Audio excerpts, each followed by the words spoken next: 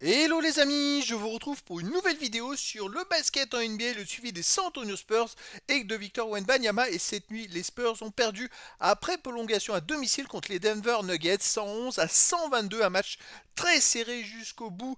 Les Spurs ont d'ailleurs mené quasiment une grande partie du match, je crois qu'ils ont été menés dès le premier quart-temps. Et puis à partir du deuxième quart-temps, ils ont pris jusqu'à 11 points d'avance, 10-11 points d'avance, ils ont gardé cette avance jusque dans le quatrième quart-temps, ou à quelques minutes de la fin. Les Nuggets sont revenus un peu comme dans le dernier match d'hier, justement. La différence près, c'est que les Spurs ont pu arracher la prolongation, puis qu'en prolongation, ils ont complètement explosé. Alors, il y avait peut-être la fatigue, hein, enchaîner deux matchs jour sur jour face à une équipe qui fait partie des top NBA. C'était peut-être un peu compliqué. Wemby, il a fait un match plus qu'honorable, 20 points, mais 23 rebonds. Et c'est donc sa meilleure perf au rebond en une seule rencontre. En plus, ce sont 23 rebonds défensifs, donc c'est son record. Plus grand nombre de rebonds et plus grand nombre de rebonds défensifs en un seul match. Il a fait 3 passes, 4 contre, une interception. Un gros match, mais malheureusement, ça n'a pas suffi. Derrière, les Spurs n'ont pas pu réaliser le doublé. Et donc, on va revenir sur les stats des deux équipes et les stats des joueurs dans cette rencontre. On verra aussi le classement des Spurs à l'issue de ce nouveau match, le classement dans la conférence Ouest.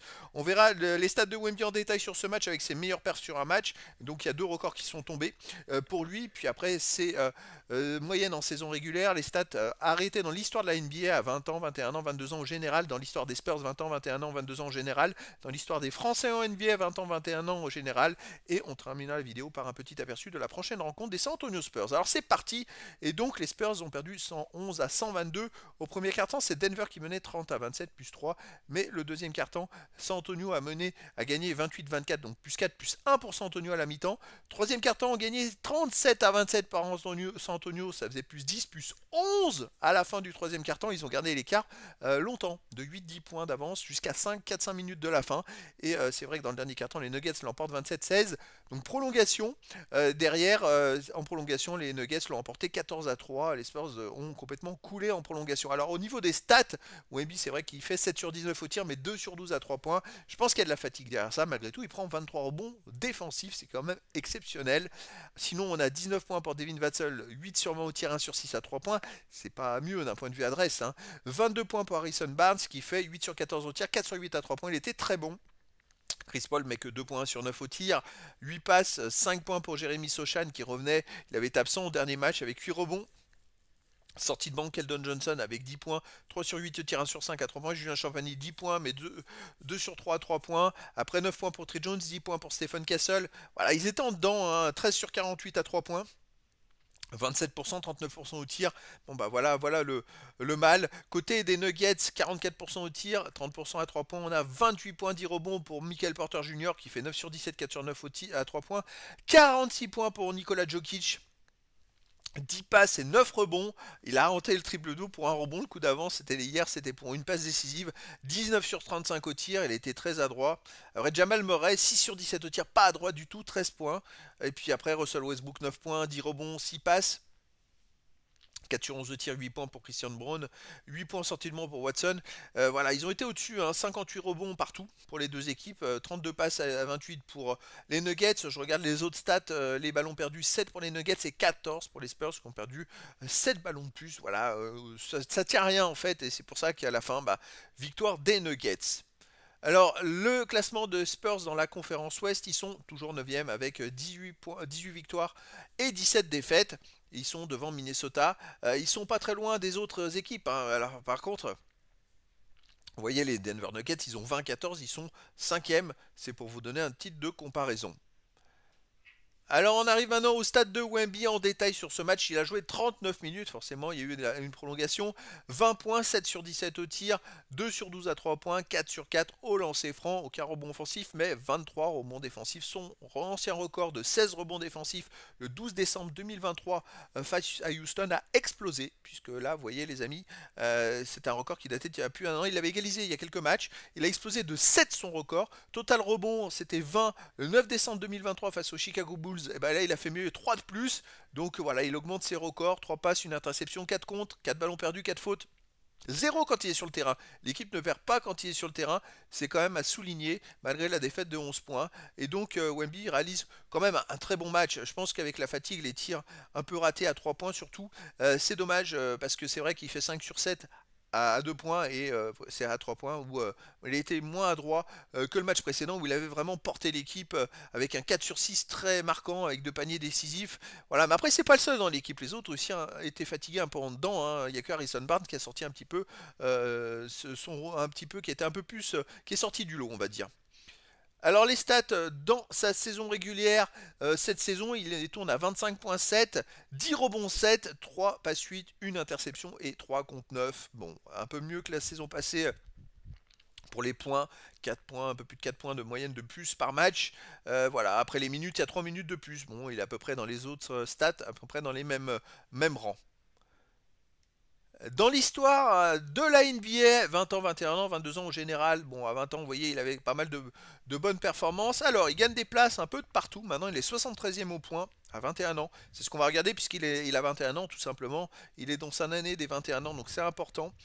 Sinon il gagne des petites places un peu de partout dans toutes les stats, sauf au rebond offensif, il n'en a pas pris. Rebond défensif, il a gagné 5 places, il est 45e. Je rappelle que la saison passée, il avait fini 34e, donc il est bien parti pour largement améliorer sa saison passée. Le total rebond 67e, il a gagné 3 places, c'est quand même pas mal. Les comptes, il est toujours 9e, vous voyez, il est plus qu'à 6 contres de Miles Turner, le 8e. Et donc, on peut espérer que d'ici 2 matchs, il dépasse Miles Turner. Ça va être très intéressant à surveiller. Sinon, à 22 ans, il a gagné des places un peu de partout, hein. Il y a les tirs marqués aussi, les tirs tentés. Je regarde, et dans les 3 points marqués, 3 points tentés, maintenant il est dans les 100, hein, attention. Hein. Il est déjà dans les 100 alors qu'il est dans son année de 21 ans, ce qui est fou. Les comptes, il est 27e. Il a gagné une place dans les contres. Et puis dans l'histoire de la NBA, il est 403e au compte. Il a gagné 8 places. Non, pardon, 3 places. Sinon, il a gagné des places, vous voyez, au rebond, 17 places. À la fin de la saison, ça serait pas mal s'il était dans les 1000, dans pas mal de stats en général. Et puis à 22 ans, s'il était proche des 100. S'il se rapprochait des 100 dans pas mal de stades. Là, on va viser maintenant le top 10, hein, 21 ans. C'est vrai qu'il est dans le top 10 des contres. On va voir s'il peut se rapprocher du top 10 pour les rebonds, pour les tirs à 3 points aussi. Alors ça serait totalement incroyable. Après pour les points, c'est vrai que c'est que sa deuxième saison NBA. Il y a des joueurs en face qui avaient 3 voire 4 saisons de NBA. Donc c'est plus compliqué. Allez, on va voir dans l'histoire des San Antonio Spurs. Il gagne, il a 2 premières places déjà à 20 ans. À 21 ans, il a 4 premières places. Et donc il a gagné des petites places, il a gagné une place aux interceptions, vous voyez, à 21 ans, maintenant il est 6ème. Il n'y a pas trop de places pour l'instant gagnées, parce qu'il faut aller chercher plus loin les stats, hein. Maintenant il faudra peut-être 15-20 matchs pour voir s'il peut se rapprocher d'autres stats. Mais voilà, et à 22 ans, sinon il a gagné une place au rebond défensif. En même temps il en a pris 23 hein, dans cette rencontre. Donc c'est vrai que là il est maintenant au rebond défensif à 22 ans, il est 4ème des Spurs. Et puis c'est vrai que au rebond défensif, maintenant il est à 29 d'avance, hein. Il augmente son écart, il avait gagné la première place dès le dernier match, et là il augmente son écart plus 29, et en fait il va augmenter tellement ses écarts que je pense qu'il va être difficile à battre, hein, franchement. Donc à surveiller, je surveille aussi les 3 points, il faudra peut-être que je mette à jour, parce que à 22 ans, il y a Devin Vassell qui était en tête, et il est plus qu'à 65 paniers à 3 points marqués de Devin Vassell pour le dépasser à 22 ans. Donc on va voir combien de stats il peut avoir, mais c'est pareil, là il risque de rentrer dans les 3 premiers, dans beaucoup de stats. Allez, dans l'histoire des Français en NBA, bon bah Wemby il avait 4 premières places à 20 ans, 6 premières places à 21 ans, il est aussi à 22 ans le meilleur contreur, à 23 ans le meilleur contreur, il a dépassé Rudy Gobert, maintenant il en a 5 devant à 23 ans, et c'est vrai que il continue sa petite moisson, hein. Alors là les écarts deviennent monstrueux, il va falloir que je vous rajoute les stats à 22 ans, parce que je me demande si avec les stats au rebond, il est en train de grappiller les stats à 22 ans, peut-être aussi il va grappiller les 3 points comme il est parti, c'est assez phénoménal, hein. C'est vrai il prend un petit peu de l'ampleur et de l'avance sur beaucoup de choses, alors qu'il a encore 133 matchs de retard sur Tony Parker.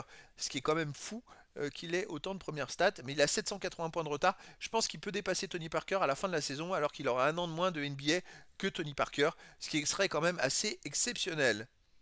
Allez, on arrive les amis au prochain match. Le prochain match, ce sera à Chicago, chez les Chicago Bulls. Ça sera le 7 janvier, heure française, je précise, à 2 heures du matin, parce qu'aux États-Unis, on sera encore le 6 janvier.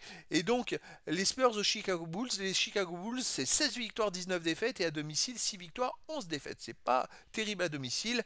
Et pour les Spurs, 18 victoires, 17 défaites, et à l'extérieur, 6 victoires, 9 défaites.